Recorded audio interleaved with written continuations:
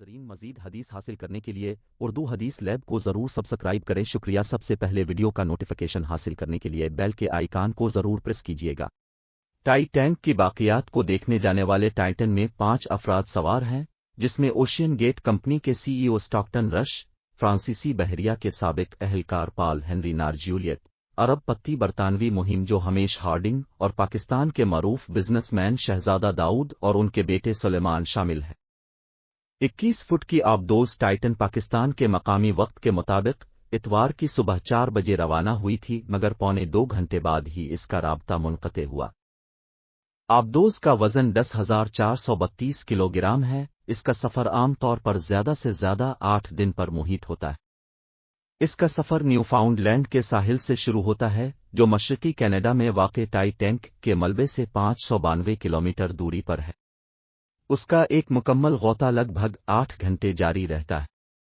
اس میں سے بھی نصف وقت نیچے اترنے اور چڑھنے میں لگ جاتا ہے۔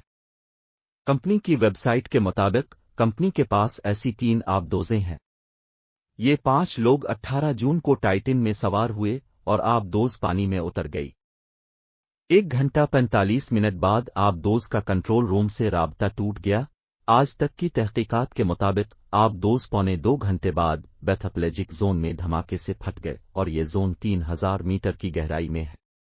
آبدوز کی دم اور لینڈنگ فریم ٹائٹینک کے ملبے سے 1600 فٹ کے فاصلے سے ملا، تاہم لاشیں غائب تھیں اور یہ لاشیں سرے دست کسی ٹیکنالوجی کی مدد سے دریافت نہیں ہو سکتی۔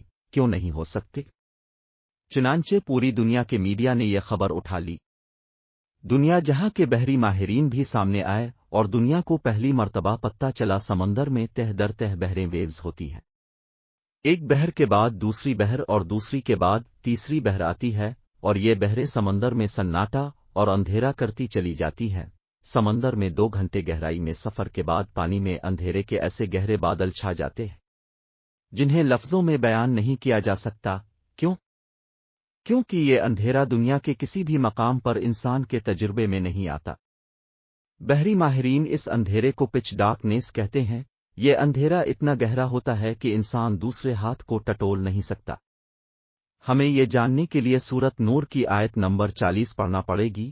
اللہ تعالیٰ نے اس آیت میں میڈ نائٹ زون اور پچ ڈارکنس کے بارے میں بتایا ہے۔ جیسے ایک گہرے سمندر میں اندھیرا ہو، موجوں کے اوپر موجیں اٹھ رہی ہوں، اوپر سے گہرے سیاہ بادل چھائے ہوئے ہوں، اوپر تلے بہت سے اندھیرے ہوں، اور اگر کوئی اپنا ہاتھ نکالے تو وہ اس کو بھی نہ دیکھ پائے۔ سورت نور آیت نمبر 40۔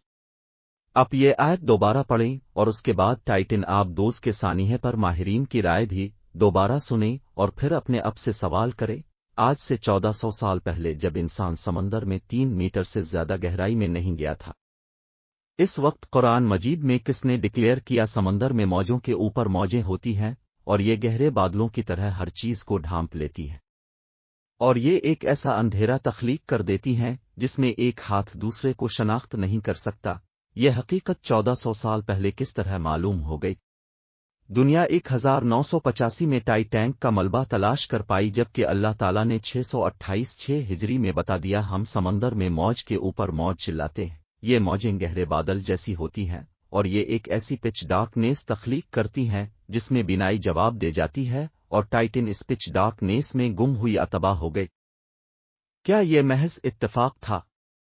میں نے اس آیت کا بار بار مطالعہ کیا اور میری آنکھیں آنسوں سے لبریز ہو گئیں، اور میں نے اللہ کا شکر ادا کیا، اس نے مجھے اپنے اس دین میں پیدا کیا جس نے دنیا کو 1400 سال پہلے پچ ڈارکنیس، موج کے اوپر موج اور پھر اندھیرے کے بادلوں کے بارے میں اطلاع دے دی تھی، اور ساتھ یہ بھی فرما دیا تھا اللہ جس کو روشنی نہ دے اسے کبھی روشنی نصیب نہیں ہوتی۔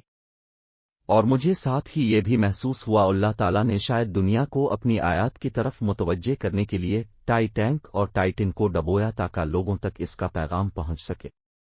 شاید اللہ تعالیٰ اس سانحے کے ذریعے عالم اسلام کو یہ اطلاع دینا چاہتا ہو تم لوگ بلاوجہ احساس کمتری کا شکار ہو، اور اس احساس کمتری میں ان لوگوں کی طرف دیکھ رہے ہو جنہیں اللہ نے ایمان کی روشنی سے محروم رکھا ہوا ہے۔ تم ان لوگوں کی طرف نہ دیکھو اور صرف اپنے رب کی طرف متوجہ ہو جاؤ، تمہارے حالات صرف وہی بدلے گا۔